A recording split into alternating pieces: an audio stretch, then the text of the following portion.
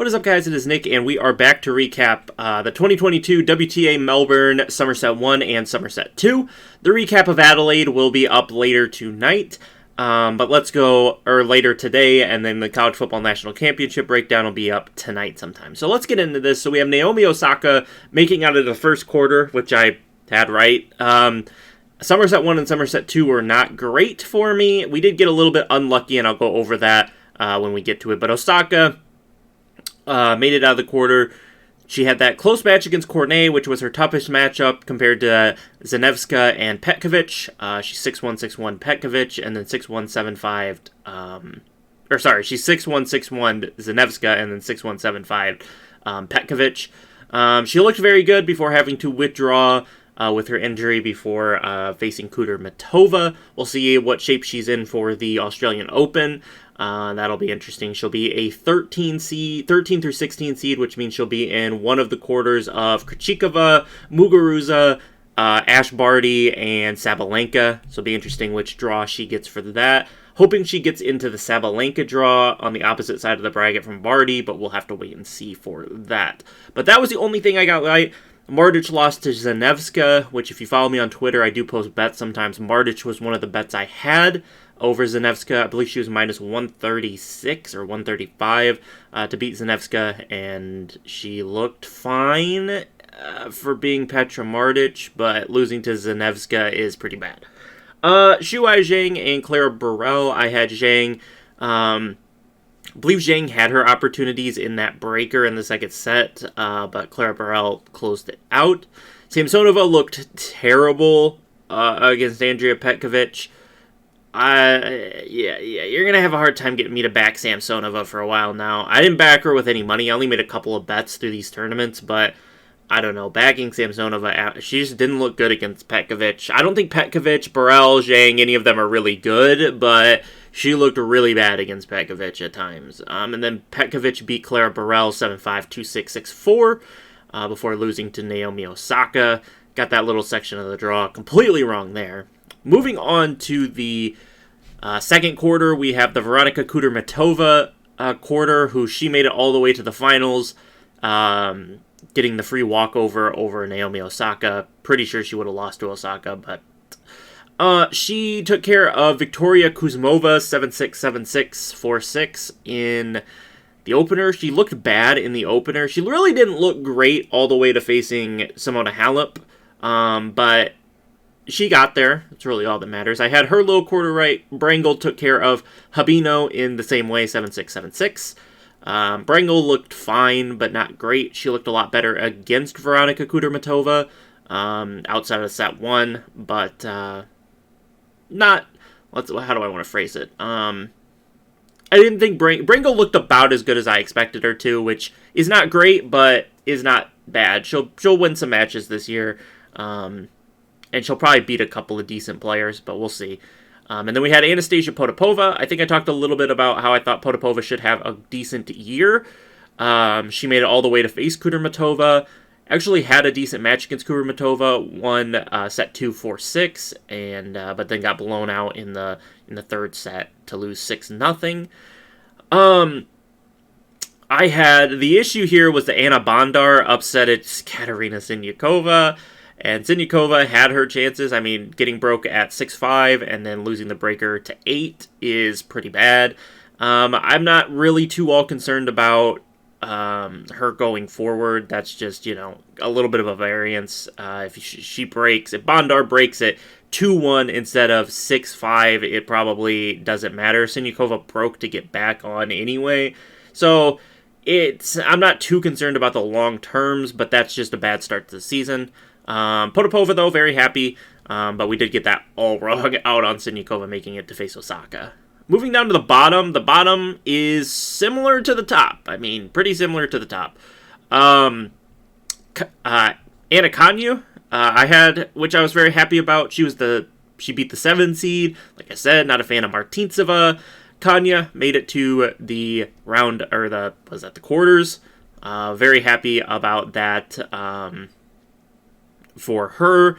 Christian, I mean, it's kind of just unlucky losing the breaker sometimes. I know some people are better than others, and the better player tends to win a decent percentage of the time, but it's just a little bit of variance there. Her losing, the breaker. She could have won the first breaker, and then we would have, or she could have won the second breaker, and then it never gets to the third set. So I'm fine with that pick. I'm happy Kanya took care of Kanepi. Made this a little less ugly, though it is still pretty ugly. Once again, I said I didn't have much faith in Zhang. We got a lucky loser in there. It's kind of whatever there. The alley risk against Vera Zvonareva, that was pretty bad. Zhang made it all the way out. The lucky sorry. I picked whoever was here first. I don't know who withdrew. Sorry, I totally read that wrong. I don't know who was here seeded first to face the qualifier, or I guess they weren't seeded, but I don't know who was here, or if we had two qualies that faced each other.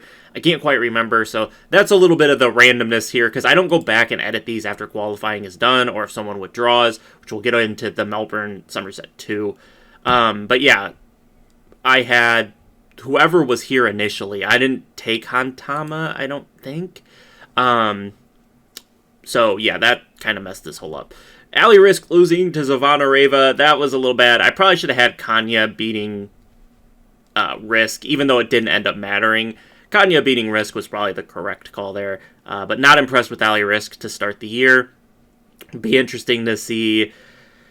I believe she's playing one of the next tournaments. I can't quite remember, but it doesn't really matter. We'll see her at the Australian Open, see if she can get a couple wins, a win or two at the Australian Open. Not holding my breath, but we'll see how that goes. But yeah, Vera Zvonareva beat her, and then we had that crazy run from Wushuang Zhang all the way to the semis to face Halep, which was interesting. We had Golubic and Lauren Davis. Lauren Davis did not look good. She looked fine in the first set, and then got absolutely smashed in the second set. And then we had kind of just the random guesses. We had the quali against wildcard Sione Mendez, and don't know the qualifiers. I probably would have stuck with Sione Mendez, but yeah, another kind of bad one there. Then we had the all-Romanian matchup between Elena Gabriele Ruse and Simona Halep in the bottom.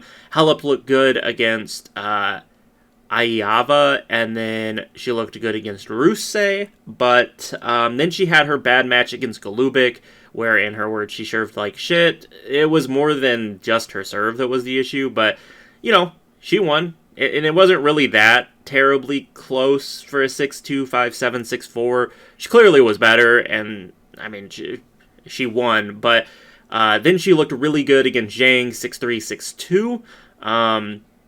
And then she beat Kudermetova 6-2, 6-3. Halep looked very good in her return. Her range, even after the injury, still looks elite. It still looks just as good as it was pre-injury. So very happy with the performance from Simona Halep. Like I said, love to have picked Halep to beat Osaka. I just couldn't do it on hard court. I think she would have stood a chance against Osaka this week had Osaka made it. I think Osaka would have beat Kudermetova had she not withdrawn due to an injury. Kudermetova got pretty much smoked by Halep. Kudermetova had one chance in set 1 to really get a chance to win, and then in set 2, she led a break, and then she gave it back, and then she lost all those. I mean, she lost 5 games in a row to Halep in set 1. It was 2-1 Kudermetova, and then ended 6-2 Halep. And then in set 3, was it 2-0 or 3-0? Or Halep served first, so it was 2-0, I believe. Let me go flash score. I believe it was 2-0. Real quick. We'll just do this real quick. WTA, Halep, Kudermetova, point by point, set 2. Yeah, it was 2-0 Kudermetova, and then Halep rattled off. Well, she just finished the match on 6-1, because she broke. Then, we had the hold from Halep, then we had the break from Halep, hold from Halep. She won 3 in a row, then we held, and then broke, held from Halep. So I was very impressed. I was happy with how Halep performed. Be interesting to see. She withdrew from Sydney, I believe, just to get prep for the Australian Open. Still recovering, getting into conditioning, so it makes sense for her to withdraw and prep for the Australian Open. But she did move herself all the way back up to the top 15, which is very nice to see Halep. She'll be equal playing field with Osaka for the Australian Open. She'll be a 13 through 16 seed, I would guess.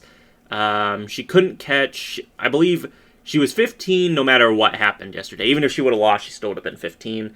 So yeah, she'll be in one of the Barty, Sabalenka, Krejcikova, Muguruza draws. Hoping she gets probably the Krejcikova draw. Give her the best chance to make the semis. Moving on to Melbourne 2, which had the ugliness of Jessica Pegula. So Pegula got embarrassed by Arinya Camelia Begu, 7-6-6 and then 6-3. She just didn't look right. Begu played a decent game, but she just didn't really look right. Begu played probably one of her better games, and Pegula played one of her worst for that result to happen. We did get Jasmine Paolini beating Anna Karolina Schmiedlova. Paolini did good in the doubles as well, I believe. And then we had Begu beating Paolini. Obviously, we had Pegula there, so that was not great. This part of the draw I was very happy about. Had Amanda Anisimova making it all the way to the semis. Almost took her to beat Marta Kostyuk, but took Anisimova all the way to the semis, or the quarters, which I was very happy about. Or sorry, the semis. Oh my gosh, I can't think. The semis for Anisimova. She had some bad sets, like the 6-1 against Alison Van Uytvanck. She had the 2-6 against Camelia Begu. She had some really bad sets. The 6-1 where she lost the 6-1 in the final to Sasnovich. So yeah, that was just kind of unlucky. Well, not what am I trying to say? That was just kind of bad play by her, but she was able to recover, so that was always good. We had Dasha Kazatkina. She slammed Anna Kalinskaya, but Kalinskaya retired, so how healthy was she? Madison Keys got the win against Harriet Dart, which was good. I got this little section here, these little sections here correct. I was happy about that. And then we had Daria Kazatkina. We had Dasha get the win over Madison Keys. That was a good match to watch. Nuria Parisas Diaz took care of Ellen Perez fairly easily, 6-0, 6-3. Then we had Clara Liu and Marta Kostyuk. Kostyuk, oh my gosh, that was gross watching her play. It was real bad. I don't think Clara Liu is anything special. That was just terrible by Marta Kostyuk, which was gross. We got it right. This was a tournament dominated by the young players, as long as Sasnovich is as young as I think she is. Hold on, go back. Alexandra Sasnovich. How old is she? No, she's not that old. She's 27. Or she's not that young. She's 27. So it was dominated by a bunch of young people in Sasnovich. But yeah, Anisimova made the finals. I had Towson. Ann Lee was young. It was a pretty young, non-seeded player advancing to finals and stuff like that. But yeah, this Kostyuk was pretty gross just because I think it set up a decent draw for her had she not choked so hard against Claire Liu. Yeah, that was just a break fest. It was just kind of a gross match to watch. Ann Lee down here. This part is gross because Elise Mertens withdrew. I would have definitely taken Sasnovich to beat Wang, and then I definitely would have taken Sasnovich to beat Peterson. So I should have had this right, but like I said, I didn't go back in and change it, so that's just unlucky on my part. But down here, Ann Lee had her winning there, but then she lost, then I had Caroline Garcia, who didn't even beat Sevastova. My prediction that Caroline Garcia might have a good year is probably not great, but I still think she can have a decent year, but that was not a great start for her. Greet Meenan and Rakimova, yeah, 7-5, 7-5s. I will always say that those are kind of whatever. Those are kind of bad variants, I guess. You get broke at another point in the match. It's really not a big. It's not as big of a deal, but at 7-5, obviously, at 6-5 you lose the set, so just kind of a tough loss for Greet Meenan there. Sarah Sorribes Tormo did take care of Beatriz Haddad Maya, which Haddad Maya put up a much better fight than I thought. And then Sorribes Tormo lost to Rakimova. I'm not a huge fan of Sarah Sorribes Tormo, but she definitely should not be losing to people like Rakimova, So, yeah, that was just kind of gross down there. And then we had the Towson kind of debacle of injury where she withdrew against Sasnovich. That was pretty gross. Sam Stosur should have beat Lin Ju. She should have done it. 7-6-5 and 7-6-5. She led in the third one 4-1 or 3-1, 4-2 or something like that. She should have beat Lin Ju, but whatever. Sam Stosur, can't wait to... it'll be fun to watch her play the final singles match in Australia, especially with fans there. We had some people who have played their final matches, like, oh my gosh, the lady last year. My gosh, now I can't think of her name. But yeah, she played all her final matches in front of no crowds, and some of them were off on like side courts. It was just kind of stupid. And so hopefully Sam Stosur gets a better send-off for her singles career than that. Rebecca Peterson did dispatch of Astra Sharma. We already talked about this kind of grossness here.